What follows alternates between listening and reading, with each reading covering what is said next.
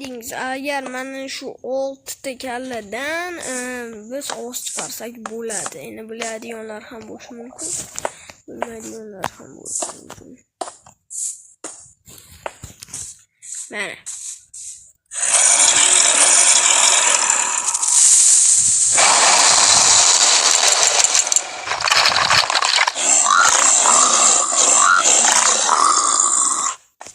ko'ryapsizmi? Mana shunday ovoz chiqarsa bo'ladi. Va yana bitta lifehack. Agar do'stingizni uyini yonida mana bunday qilib qo'yib va buni yoniga birinchi anaqa qilib yopib qo'yib, yonini yer bilan bu yerga anaqa o'rnatsangiz, u har uyga kelayotganda qo'rqishni boshlaydi. Bo'ldi deydi, o'yladi, portlab ketdi uy, bo'ldi. Mana bunday mexanizm quring. Bu videolarda start berish uchun yaxshi narsa. Va 12 ta qilish kerak.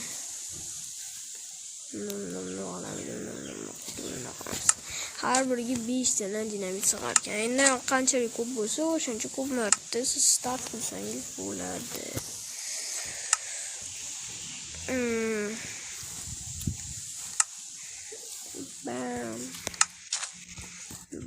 Hammasi hisob chiqaramiz.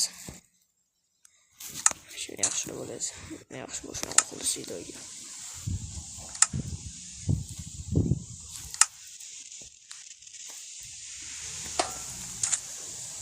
Вообще qo'ydim. Va bitta tayyor bo'lyapti. Va bu bo'ldi. Endi bu yerdan redstone o'tkazamiz. Qayerga qo'yasiz?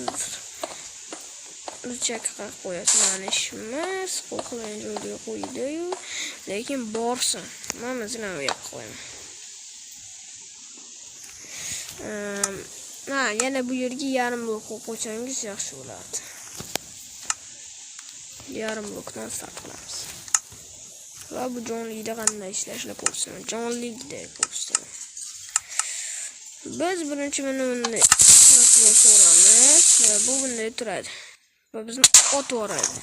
Biz shunchaki litrlarni kiyamizda va uchib ketamiz. Shuncha uchib ketamiz. Va mexanizmga qaytadan bo'lamiz. Vitality. Ow.